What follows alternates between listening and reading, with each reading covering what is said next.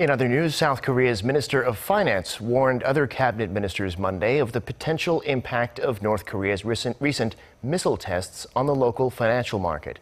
But with the government working on its budget for next year, there was plenty more to discuss too, including how new welfare programs will be paid for. Soo-young reports.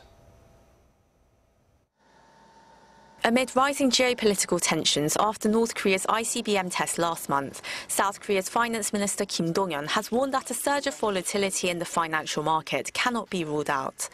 Speaking at an economic meeting with his government counterparts on Monday, Kim noted that while North Korea's provocations in the past had limited impact on the markets, there has been an escalation of global uncertainties this time around, making the market's reaction all the more sensitive to shocks.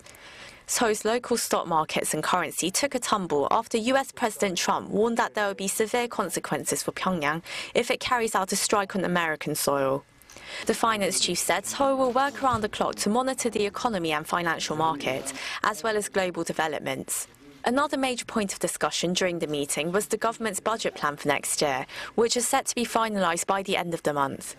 The finance minister has suggested last week a significant cut of $9.7 billion in government expenditure, $2 billion more than initially planned.